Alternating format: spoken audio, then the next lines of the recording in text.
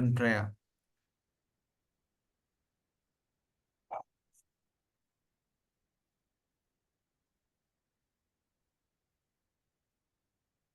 True education flowers at the point when delight falls in love with responsibility, said Philip Pullman. Distinguished guests, esteemed faculty members, participants, and students. It is my immense pleasure to welcome you all to the 7 days national level virtual faculty development program on innovative education, integration of SDGs in curriculum framework. The best partnerships are not dependent on a mere common goal, but on a shared path of equality, desire, and no small amount of passion, said Sarah McClellan. I'm delighted to welcome Dr. Jonas Richard, Head Department of Social Work, and Dr. Madhu Dhruvakumar, Head Department of Commerce, PG. We welcome you both. Wisdom is knowing what to do next. Skill is knowing how to do it. Virtue is doing it. To offer us these three, we have our esteemed resource persons. We welcome you all. I wish to welcome my colleagues from both the Department of Commerce PG and Department of Social Work.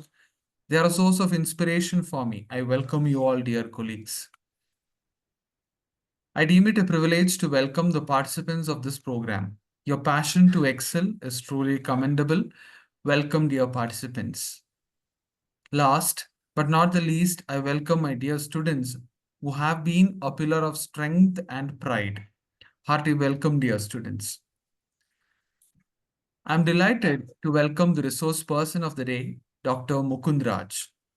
Sir has over 26 years in digital transformation, sustainable development, and technology management across both public and private sectors with extensive international exposure, particularly in the Middle East, CIS, and West African regions. He successfully spearheaded initiatives in SDG financing, green economy, and AI-based technology modeling for sustainable development. His roles have included providing strategic leadership in public policy, business process re-engineering, and resource mobilization with a strong focus on fostering partnerships across governments, multilateral agencies, and the private sector. Sir has a proven track record of managing multi-country programs, driving digital innovations, and enhancing operational efficiency through technology.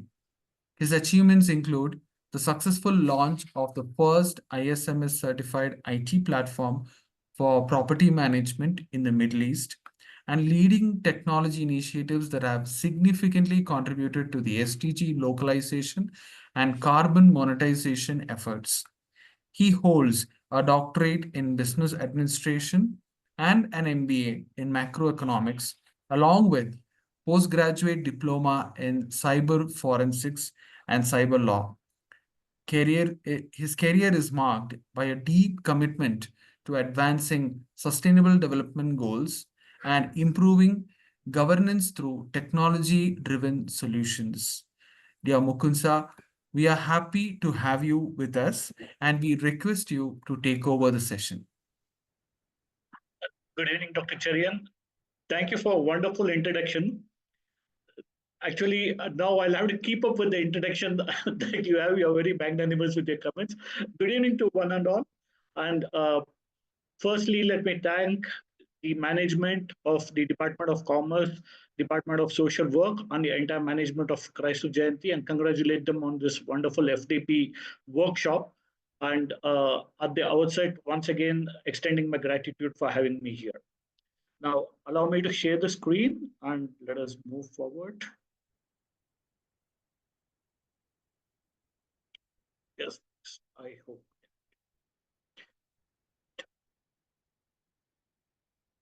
I hope the screen is visible. Yes, it is, sir. Yes. Yesterday evening, we had my former colleague Shobha Vegas provide an introduction onto the SDGs. And today we are talking about integrating it into the curriculum. Before we move further, let me just the participants should be wondering, what is in it for me? Why am I actually listening to this? So let me first set a context before I can take you through this next 45 to 50 minutes. Now, the context of SDG has a bit for everyone, for the students, for you as a college and a university, for the state, the society at large. So what do the students derive out of it? The students will be actually engaging in meaningful activities. In fact, our first SDG center was in NIE in 2020 December, where we converged the AICT activities that are there, 15 mandated activities of AICT. We actually converged them into real life problems and linked them to SDGs and government departments. And the students have done a wonderful work and they're carrying it forward. And we worked with various colleges. We didn't get into a formal MOU because getting into a formal MOU between UNDP and the university, it gets into a lot of red tape. We wanted action. So that was the first meaningful activity that we did is cut the red tape, get into actual activity. The students get into real life problem solving. Credit obviously is there, especially when you go abroad, you have a lot of community credits that actually has a lot of relevance. It also gets into their professional and personal enhancement. For the college and university, obviously, one is you get to increase the number of publications due to the knowledge from the students and also the faculty. NIRF ranking and NAC, which is very, very important. I think as per the NAC accreditation, Kristu Jayanti is among the top 60, which is great. And I think moving towards the top 50 in the country. Outreach program and increase in outreach to various things. So even the college has a bit of something. The students obviously have. The state as a large, the states are also ranked in India Innovation Index based on a number of publications that you do, the number of colleges that are created, the number of grassroots innovation, etc., etc. There's a whole lot of index. In SDG 9, it comes as one single line stating India Innovation Index, but that index itself is having 60 indicators and NITI Aayog measures it annually. I think the last time Karnataka was among the major states. Prior to that, it was on the top. The reason we have come down is not too many publications and patents are coming out of higher education. So this is something where I would request the faculty here is to see number of papers that are published is to enhance them. The number of PhDs coming out are lesser compared to the other states. So again, SDGs, this has something in it for you. I think the society, I missed out, the society in large obviously benefits from it. One of the major benefits is, if you look at today's context, two major things stand out. One is poverty, the other is climate action. So by involving in SDGs, all the SDGs are interconnected, but these two stand out. And if you pick these two, you can address various other things that was discussed yesterday. Now, today's presentation is structured. One is, why do we need to integrate SDG into curriculum? Obviously, first I've addressed the selfish ends of it, which will motivate us. Next, we'll move towards aligning SDGs with education. What do we need to do to align with education? What are the teaching methods? Do we need to do something different, or can we integrate it, converge it with existing activities? This is the third one. Obviously, the fourth is, we have done a lot of activities. How do we measure? Do we need to measure? Why? If so, what are the tools that we can use, the challenges and opportunities, and the way forward? So these are the basic agenda items that are there in the course fabric. This forms a touchstone. Importance of SDG integration. Right from a school level, you can have SDG integrated to higher education. In fact, recently I was invited a few months ago to Stonehill International to address students of grade 5.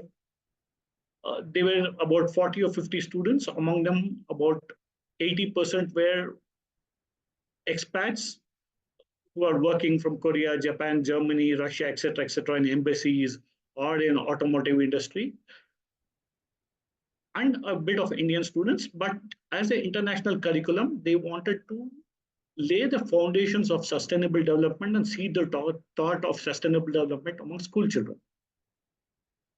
Now, I am sure a lot of colleges and universities such as yourself are already practicing it.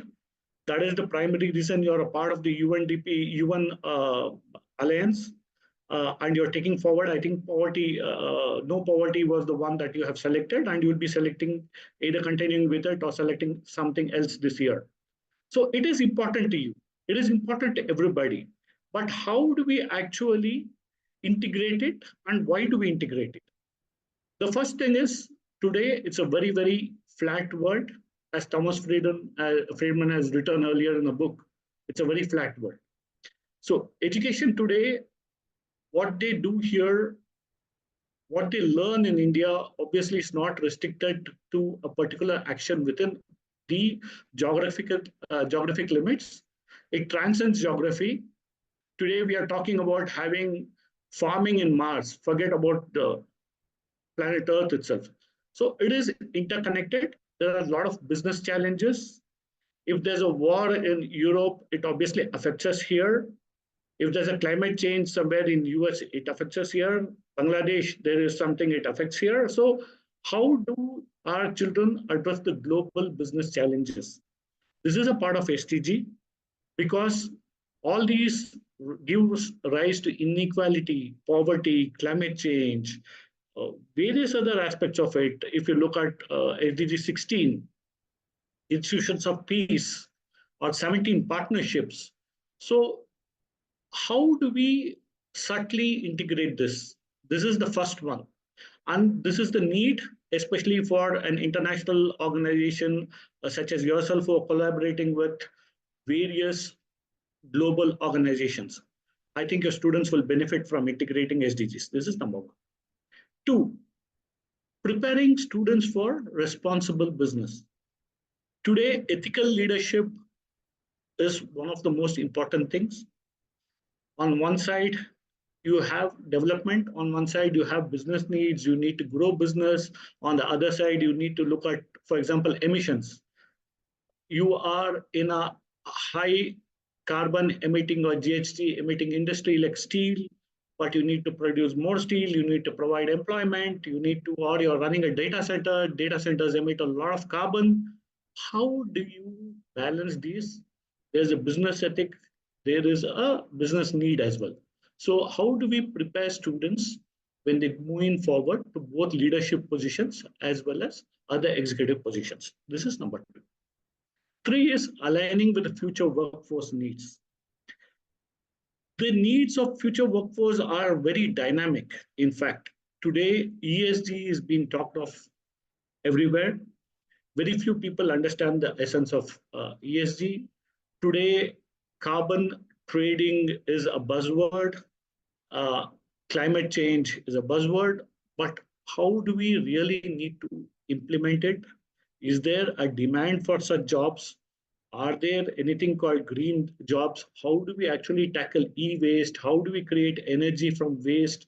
Or how do we do an accounting for it? In fact, if we are talking about commerce, how do we do an accounting? How do you do the carbon registry? How do you monitor this? How do you record? So all these things are the future workforce needs, which is coming in very fast. In fact, automobile industries do not trade with other industry with their component manufacturers if they are not ESG compliant and so forth.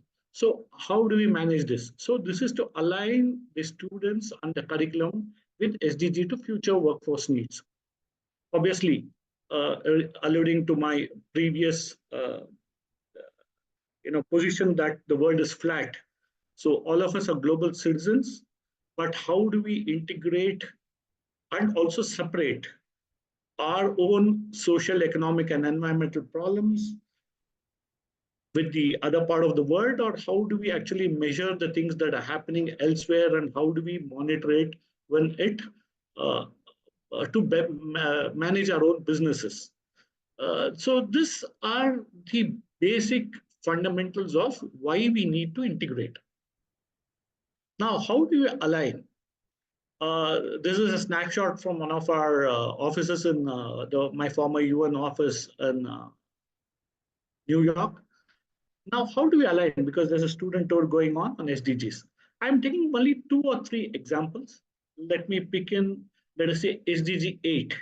Today, we are talking about livelihood, we are talking about self-employment, entrepreneurship, and employment, and so forth. 2022, a recent study mentioned that 1 in 4 young people are not in education, they are not employed, they are not in training, they are not skilled. And the ratio of men to women who are in this category is 1:2 on a global level. This is a problem. The next problem is, especially during the pandemic, if you look at it, none of them had bank, many of them opened bank accounts. Even in India, there were a lot of schemes from state and central governments where free bank accounts were opened. So digital literacy. On one side, we do not have actual literacy. On the other side, we do not have digital literacy.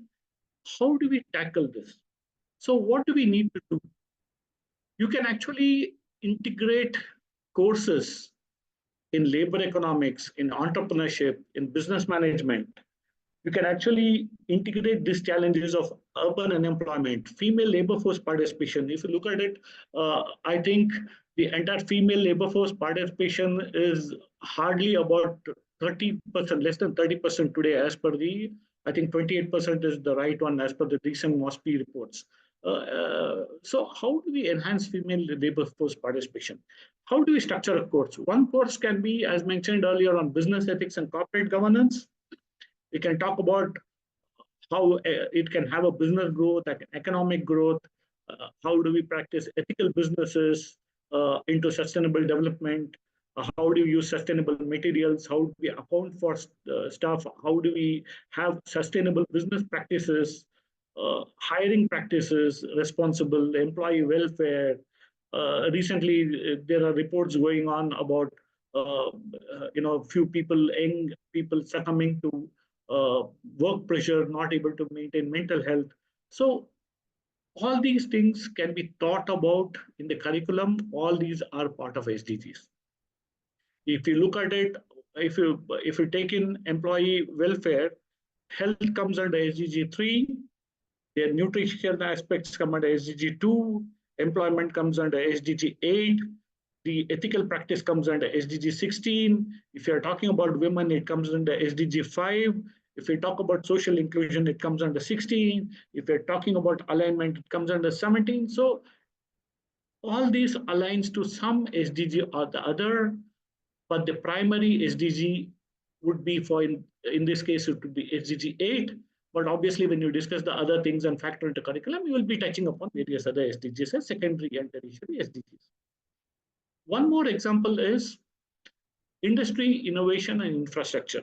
Today, innovation is the need of the hour, whether it is enhancing employment, whether it is providing better health facilities, whether it is a lot of research is going on how climate change is going to affect health, how climate change is actually reducing the GDP contribution of the country or the percentage of GDP, how much is it actually cutting into, eroding it. How can we ensure better agricultural productivity with the climate change, with the current set out? For example, in India, Punjab is actually having a rice production of more than per hectare, they are 4.5 tons or something. Karnataka, the same rice, we produce 2.3 tons. We are in the same country, but 1:2. We are having a lesser productivity than Punjab in rice. Obviously, wheat, we cannot. This is a classic local example on how to use innovation. How do we innovate? How do we get in genetics there? Or if it is, how do we use in better materials? How can we do better governance? How do we innovate infrastructure? So a lot of things can go in. One example is manufacturing. In fact, India as a whole is low on manufacturing, we know.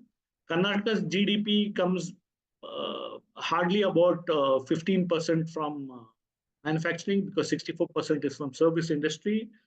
The employment in manufacturing is hardly 11.2%, and even the manufacturing companies are 12% of the entire organizational establishment structure.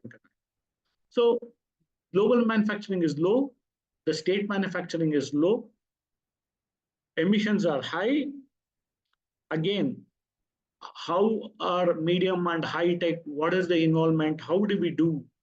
How do we do climate financing? Today, the major problem that is focused, that's uh, a bane across the globe, and even in our states or even across towns and urban municipalities, is finance across the country and across the globe. Suppose we are talking about zero waste, or how do we process waste to energy. Somebody should invest. But as faculties from social work, you would obviously appreciate and realize that corporates will not invest in a social cause. Even CSR has their own rules, mandates. They cannot invest in any sector of their choice. So, how do we finance it? How do we motivate civil society organizations, or how do we motivate young entrepreneurs and students to get into climate financing? How they can get in? How do we incentivize?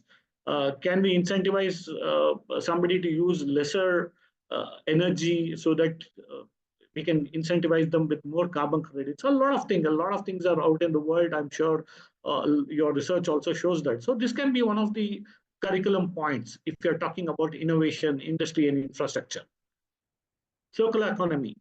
Today, again, the in thing in terms of anything is circular economy. Plastic is a classic example of circular economy. How do we actually change this entire waste generated into production back into circular economy, building in plastic, let's say, plastic blocks for construction back, or how do we process plastic? These things can come in responsible consumption and production. Food waste. In fact, there's a lot of food waste. There's a food waste index. India is one of the top in terms of food waste that goes in. There's a lot of cooking oil, as you know, that trickles down from our houses or from larger hotels to the smaller ones, and then to the pavement and all those small guys on the road. And from there, it goes out. How do you actually get them the used cooking oil? How do we convert it into diesel, bioenergy? So a lot of these things can be actually taught. The entire supply chain management today, the challenge in entire India vis-a-vis Europe in terms of converting used cooking oil into bioenergy is a supply chain. It is not sustainable in terms of money. Students can come out with their own ideas on to how they can do this. How do they align? Or we can teach them how corporates are aligning their CSRs with SDGs. In fact, the government of Karnataka developed a portal called Akanksha, which won an award in the India CSR for the best humanitarian platform during COVID and post-COVID, where we aligned a lot of requirements. For example, there are students with anemia. Children in the school are having, I think, 48% anemia. Adolescent college girls who are coming to college regularly may seem healthy, but there is more than about 50% or 49% of them are anemic. Pregnant women are anemic. Karnataka has one of the highest anemic rates. We have generated CSR in schools to supplement an existing government program with Nutri-Food, with a couple of organizations. We have measured it. So how can students come out? All this can be a part of your curriculum. Circular economy can be a curriculum. How companies are using circular economy, how they are doing waste, how e-waste is managed. So all these can be a part of curriculum. SDG integration, I've already discussed this. 120 kgs of waste. Each of us is 10 kgs of waste per month. We are wasting food waste. And how do you process the food waste? How do you get into it? So all this can be there. Fuel subsidy, fossil subsidies. There's a lot of debate on emission trading system now, carbon trading. What is the best one? How do you cap carbon? How do you cap emissions? It can be a part of curriculum. Next year, India is going to have their first carbon exchange in Gujarat, where I think certain sectors are scoped out to cap and trade carbon. You can teach. This can be a part of your case study or in your curriculum. Again, you're integrating SDGs into it. Now, what can we do? How do we actually get them? You know it better than me, but I'm just, as a part of the mandate, today's mandate and my remit, I'm just taking it through.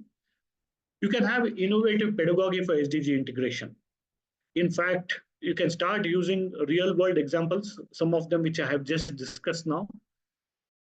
You have case they can actually, students can come out with their own findings, they can evaluate, they can have SWOT analysis, they have a PERT, whatever. You can have innovative pedagogy for SDG integration.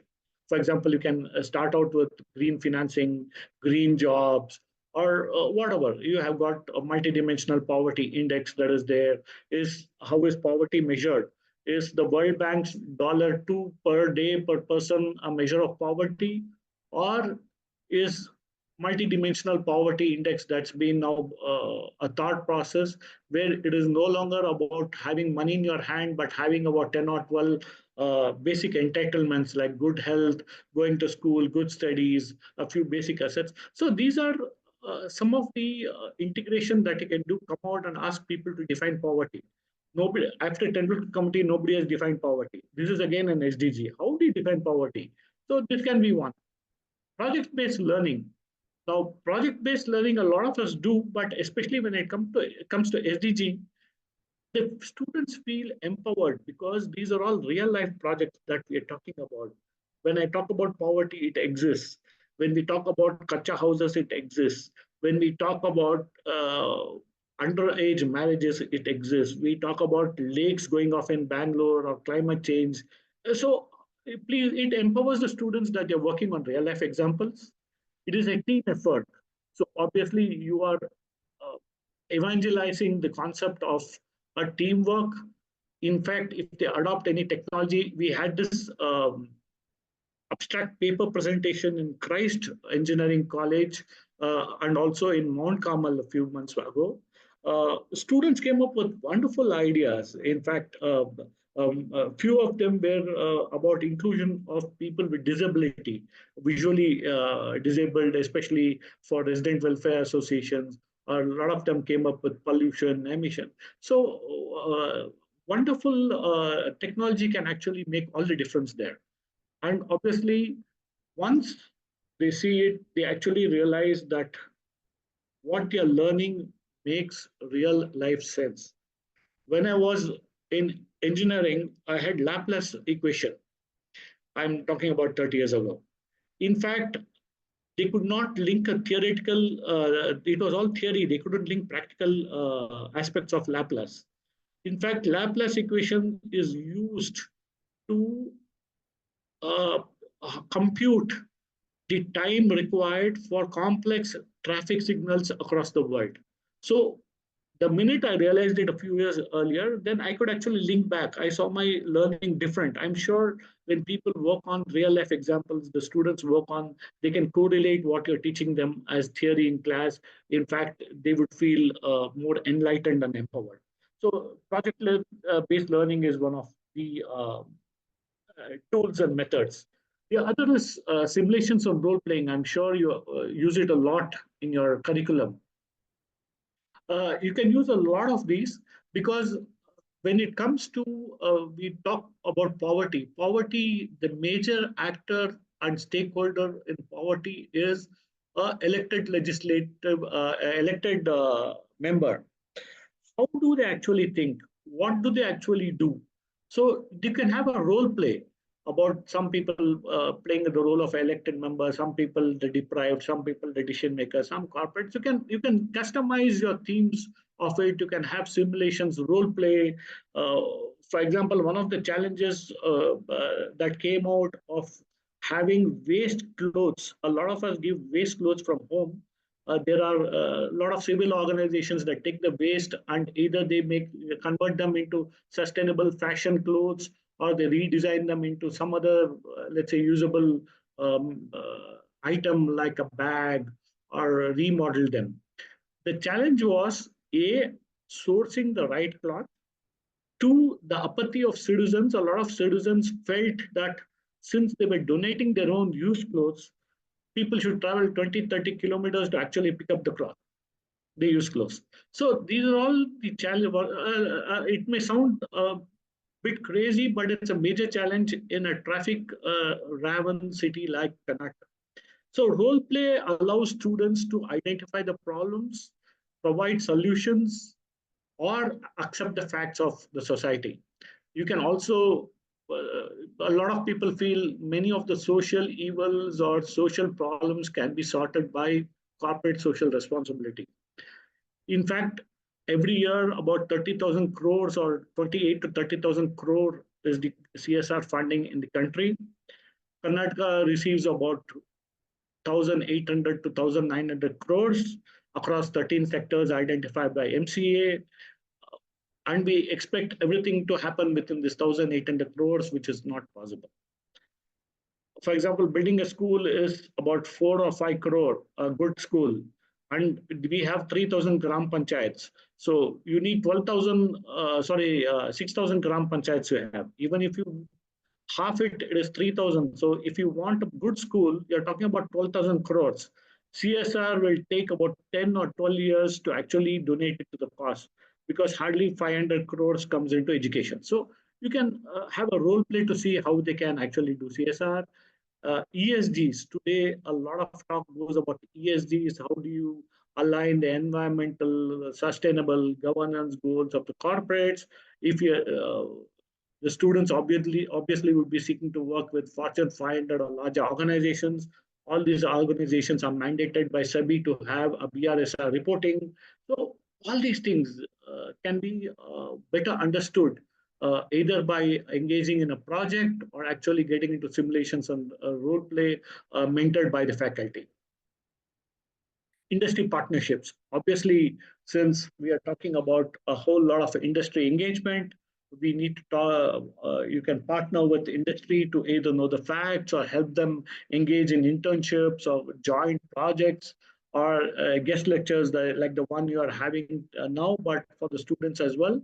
And obviously, there are a lot of knowledge-based civil society organizations that are working in. In fact, recently I met with an organization who are providing free data analytics and also evangelizing data analysis free of cost with large organizations. They are helping them analyze their own data and to make some sense of the huge clutter of data that some organizations are sitting on.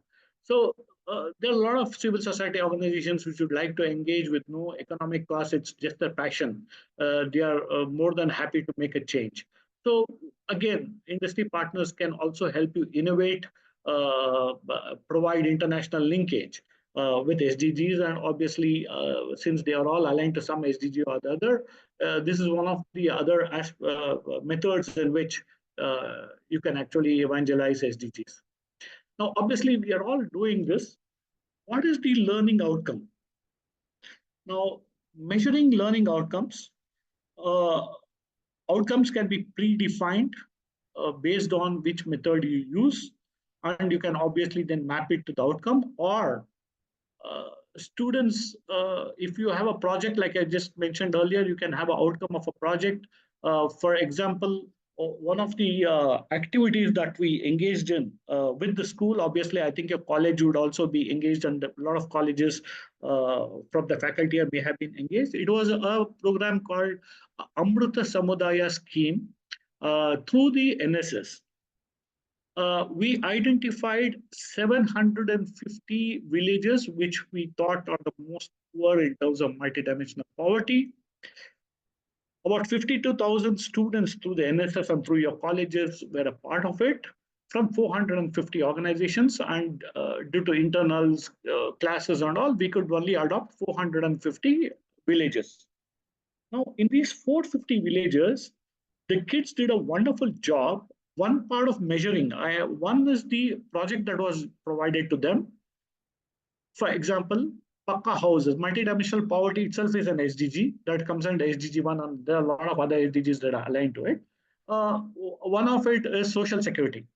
So through the already we had pre-populated an app and put in a lot of data available with government and the departments. we identified at least the villages, the number of people who were having social security, or the number of people who didn't have Aadhaar, some people who were not having a Pradhana Mantri Awas Yojana. So we already knew the households that need to be targeted, and we mapped them vis-a-vis how many households and the people, individuals that were targeted by the students. The students did a wonderful job. In fact, 18 to 20,000 families were provided with various basic entitlements that needed to be provided. For example, many people didn't even have a basic Aadhaar card. People didn't have a ration card. Without this basic the Aadhaar or ration, they cannot apply for any government scheme. So it was a wonderful effort with the institutional partnership, and in this case, the institution was the colleges and the students. That is, you were a part of it through NSS. The other is, we also, in these villages, through Rotary, we reached out, and we provided, and SLR Foundation, we had free optical checkup and provided an eye a spectacle to all those who were visually challenged. Enapoya actually was a part of it for providing free cardiac tests, cancer tests, cervical cancer tests. So a lot of these are happening. You are already involved in this, but today's this particular session may help you align your existing activities to SDGs and to formulate them and provide a learning outcome so that you can also quantify your outcome. Essays and presentations, like as I was mentioning earlier, in Christ College and of Engineering, um, in Mount Carmel, in NIEBM, as we did a lot of these poster presentations and essay competitions to see how it is. And the students obviously today are brilliant. They provided a lot of innovative ideas. Practical application to internships. Obviously, they can, for example, UN Volunteer is there. It's a volunteering program. Sometimes it's free, sometimes they pay, but a lot of these organizations are there. Students can reach out. You can encourage students to apply for these partnerships, volunteership, I'm sorry, for social work. But if they are looking into with commercial establishments, obviously you have apprenticeship schemes. You have NAPS, which is actually NAPS platform. Now, recently, the recent budget has also announced a larger apprentice coverage in terms of the internship amount that goes into students. So you can actually engage in these and see how many students can be involved. Service sector, BFSI sector is there, e-commerce sector is there, Karnataka, or especially in Karnataka, you have a lot of these service-oriented sectors where internships can also be sought. These are all part of NAPS. Again, these are all related to SDGs. The rubric, obviously, one of the ways that you can measure is you can develop a rubric based on your own experience, your own students, and you can see how they connect with the business goals. Have they actually made a societal impact? I am unable to actually pull a slide that I had. We mapped, as I was mentioning earlier, this 15 AICT impact, the 15 sectors we mapped. For example, one of it is that the students have to work in a village. Then we said up to how many people can they actually provide digital literacy? Can they enhance the SDGs or entrepreneurship? And a lot of these things were mapped. So all these can be measured. We can actually have a rubric to assess the students as well. This can be one of the other ideas. So there are challenges, there are opportunities. I would come to the challenge first. The challenges which is being addressed today, not all faculty are familiar with their SDG and the relevance to education.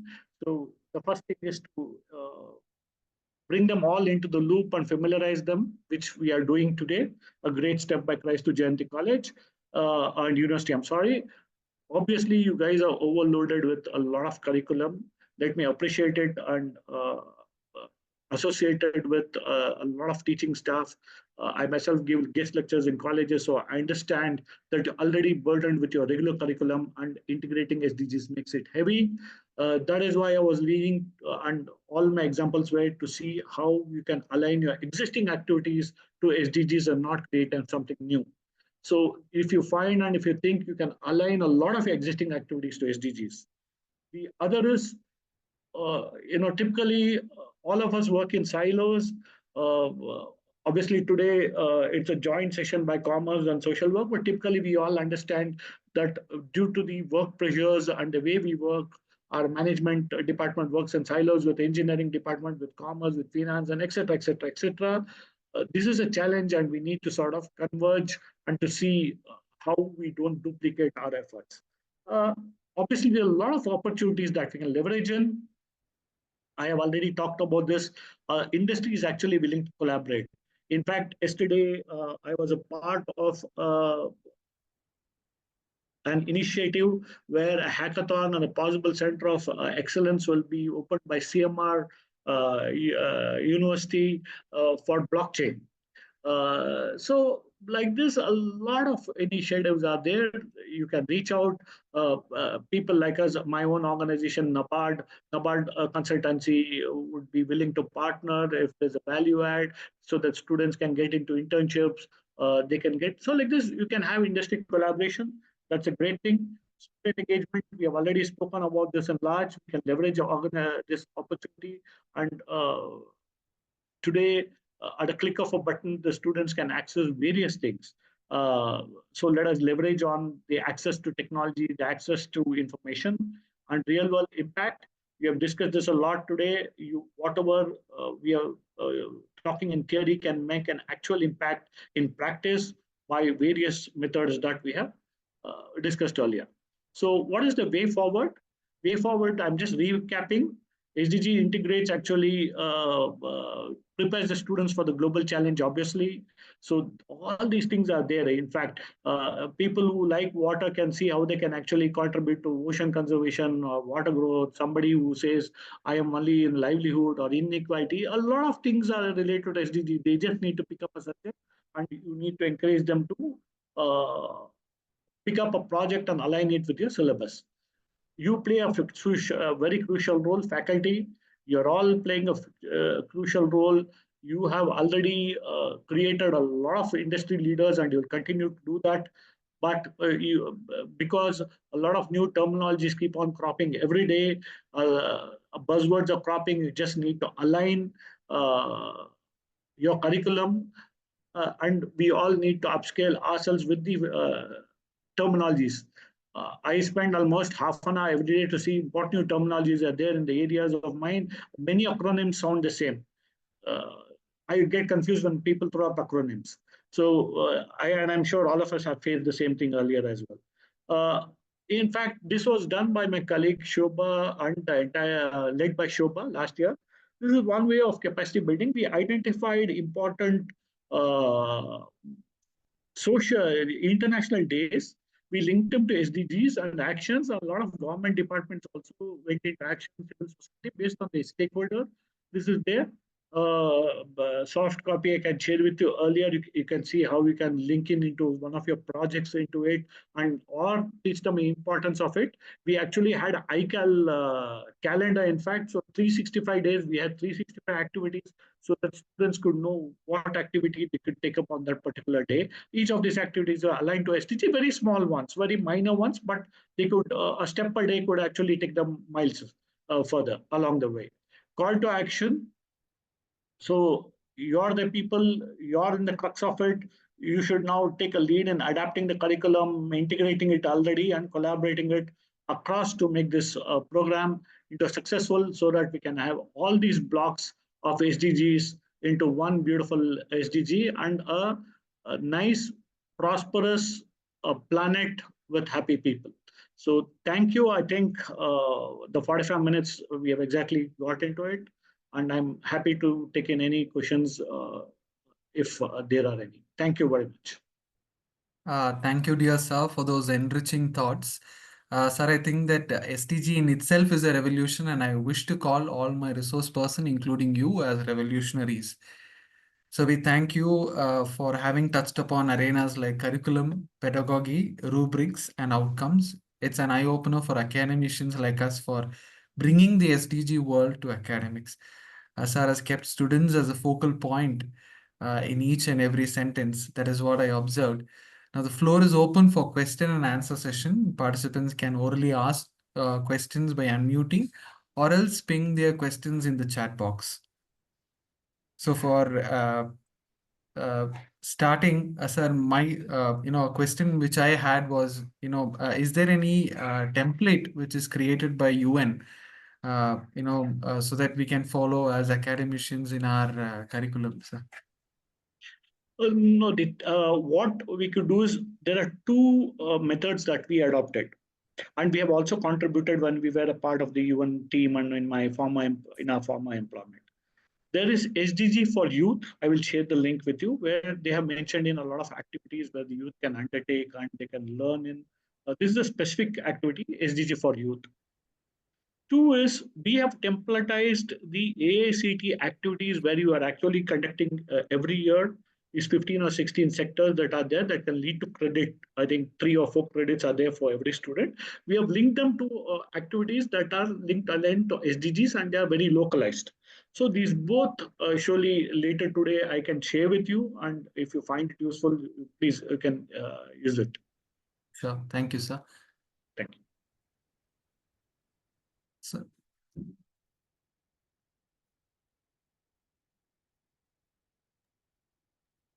Jonas Richard, sir, is there, sir? Thank you, Mukund sir. It's wonderful listening to you. And first of all, thank you for accepting our invitation to be here.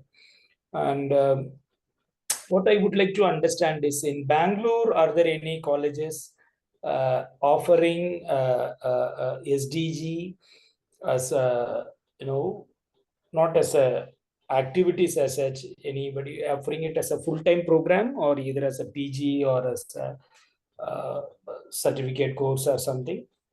We have one certificate course which we are offering it online in a smaller way for open for that. I would like to understand there are any, because suppose if I offer MA in a sustainable development goal, let us say, and what do you think will be the takers, or what is the general trend?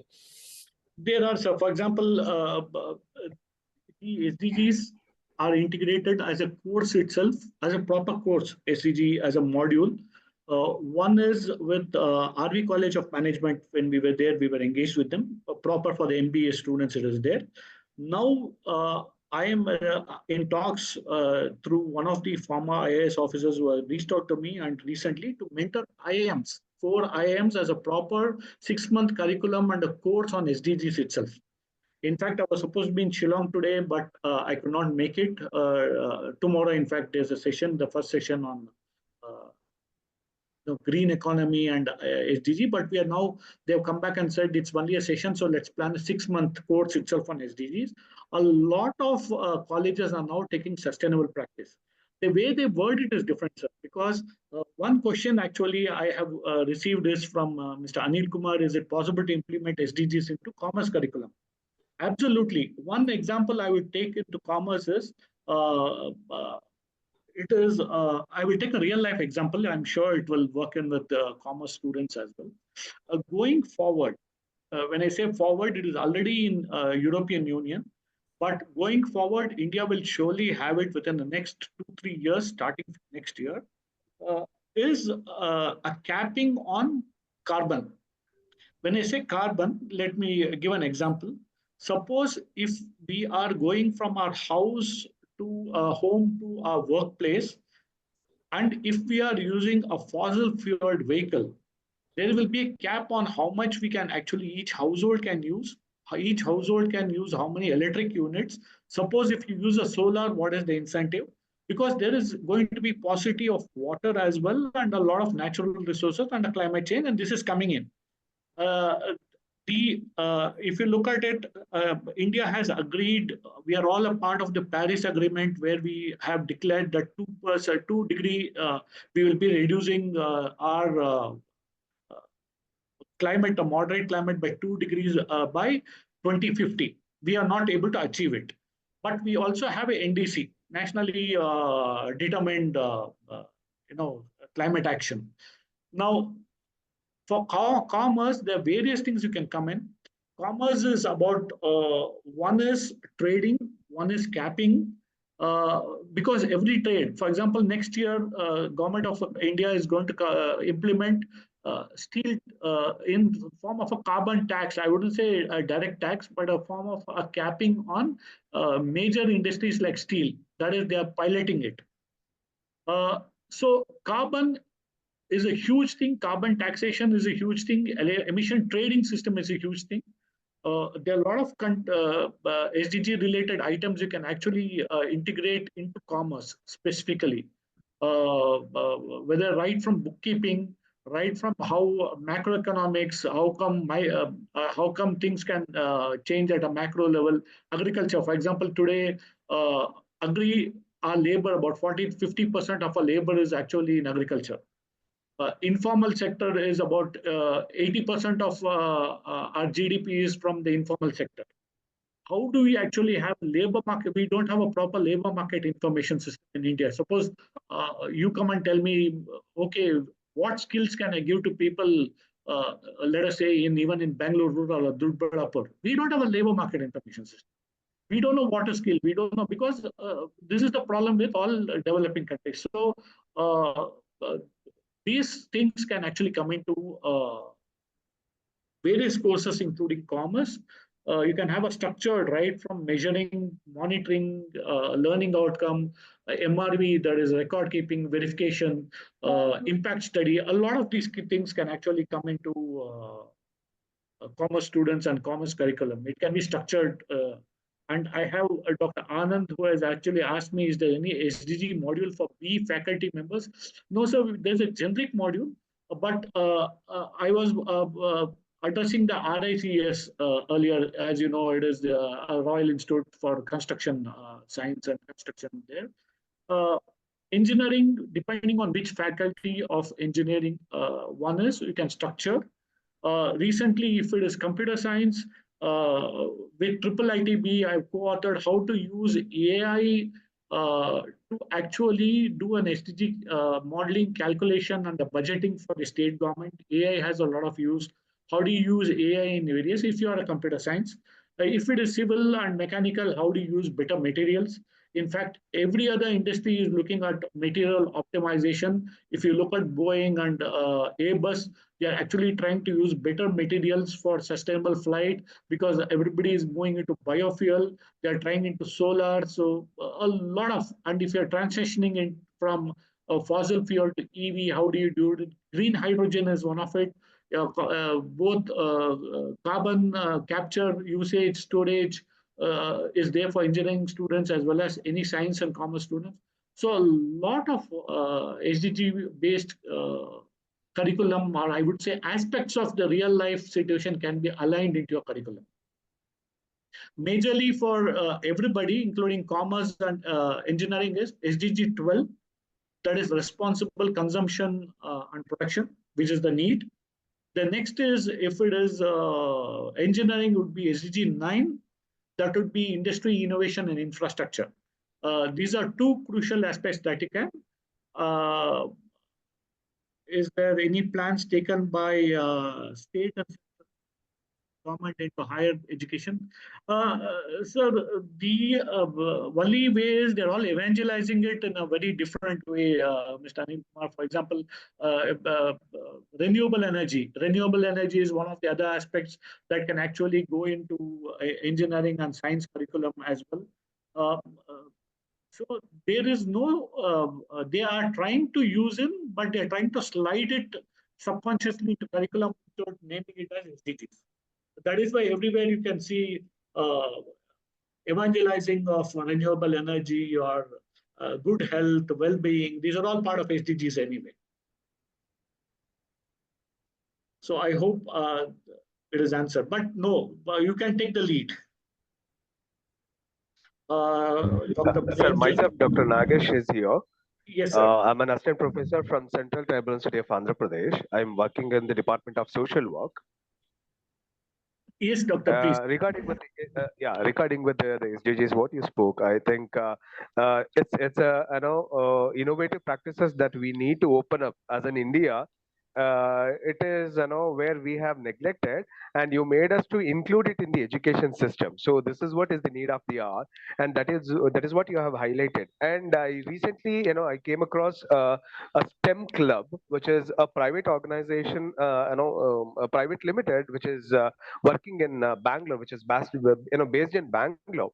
They are framing a curriculum for the primary to high school children from third standard to the ninth standard, and they are providing the education materials and the training, and they are preparing a curriculum where they can practice these SDGs on par with the other classroom teaching and the classroom learning what they are having. So they will be having 2 hours in a week, and they will be learning about SDGs, their role, their practices, and all these things. They are doing this kind of a program in Bangalore, in and around Bangalore right now. Very recently I've come across this, and as someone has asked the question that why can't be included in the higher education when these kind of practices are already been implemented or accepted by the school education. So we can also go with the higher education, where higher education needs these kind of practices. So I think that STEM club is very actively they are involved in making children to learn about SDGs, sir. So your presentation had highlighted that the need of the SDGs in the curriculum. Actually, thank you for that. Thank you, Dr. Nagesh. In fact, as I was mentioning earlier, some schools, we have actually been to schools Yes, sir. Yes, sir. to also address, and I agree with you, but the only challenge, as you know, it's a common challenge and off the record, Yeah. we are more Yes, sir. focused in children getting ranks and in the curriculum in our system, in the Indian education system. Whereas Exactly, the sir. Exactly. ICSE curriculum is different, as you know. Exactly. And so, what you have rightly alluded to is actually getting into, I mean, evaluating those practices that are there. Our students can Yeah. actually get in. I will share the template. I'm unable to fish out at the last moment. I just struck me. I'm unable to fish Okay. out No that issue. ACT. I Yes, have sir. Dr. Prem Jyoti also, who has posed in is how we can go ahead starting SDG hubs uh, to conduct intervention in community development and design. I will share again that slide is there. I'm sorry I'm going back, but I'll give you an example what they have done in NIE when we commenced this SDG hub. Uh, they started by getting their campaign and their own campus uh, into a zero waste campus with the students, or their entire canteen, which was generating food waste. They reduced the food waste and they recycled the food waste. The students were a part of it in the SDG hub, into linking it. So we can do very small things. We all have canteens in our own premises. We can have the canteens go. See, we cannot get into zero waste, but you can get into carbon neutrality. When we say neutrality, somewhere we can try to offset, somewhere we are using more light, somewhere we can compensate it by regenerating energy from waste, or a lot of these small things. Or you can, your SDG surely can do community interventions. For example, I'm sure all your NSS, through your NSS or your students will be visiting villages for some projects. Instead of getting them to do a regular painting or tree planting is very important, I would say, but not into regular NSS activities. You can adopt a village. You can try to give digital literacy to the village. You can do market linkage programs for the female there. Or if the villagers are not having access to any government scheme, you can at least educate them on how to access. The list of a lot of these things can be done on SDGs. There are a lot of schemes where even they can turn into entrepreneurs. For example, Mudra scheme is there. Or you yourself, actually, when I was in the skill department, I don't think whether they have, I was actually batting for all the universities to become training providers, because you already have a classroom, you have labs, you have infrastructure. You can get funded for actually under the Pradhan Mantri Kaushal Vikas scheme. Even now, you can get funded for skilling and upskilling your students. That is also part of SDG. So you will get free funds to skill. You can skill your own community. You can skill people around your own colleges to start with. These are all action items that you can do with the least effort, which are also resource generating for your own organization. You can go green. Your entire hub can go green. You can go solar. You can go renewable. You can evangelize. So there are plenty. You just need to think what you need to do on your SDG hub and your students. All of you have ideas. It is only to structure it. Anything that you want to structure, you can reach out to Shobha, me, and I have taken the liberty on how we have to actually, extend our support. We are always there. We have done it, so we can always help out, and it is the need of the hour. Thank you. I am not having any more. Thank you, Mr. Muhammad, and thank you, Tirumal sir and Mohan Kumar. Thank you very much for your feedback. Now I slowly move on to the responsibility of the vote of thanks. The more you practice the art of thankfulness, the more you have to be thankful for. I take this opportunity to thank Dr. Jonas Richard, Head Department of Social Work, and Dr. Madhu Dhruva Kumar, Head Department of Commerce PG. It's their perseverance and efforts that has made us reach heights. We thank you both. I wish to thank my colleagues in both Department of Commerce PG and Department of Social Work. Your constant support is a solace. Thank you, dear colleagues. Dear participants and students, your presence, participation, and contribution have made this program a resounding success. We appreciate your commitment to innovative education and sustainable development. Last but not the least, I thank my dear students, especially Alicia, Efsiba, and Susan, who are working in the background and are ensuring that this program reaches the pinnacle. Thank you, everyone, and we look forward to continued collaboration and growth. Thank you, especially Mukund sir, for joining with us, spending your time, and it was informative, to the point, and I like the way you started, like, what's in it for us. So yeah. Thank you. If you have time, and if you can permit me 2 minutes, I fished out that presentation where I Sure. could link the activity. If Sure, you sir. permit, I can share it with your. I Yeah, can share please, the sir. screen. It's our pleasure.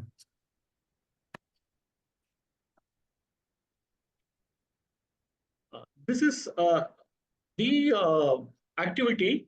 For example, AICT mandates that you need to assist marketing of rural produce.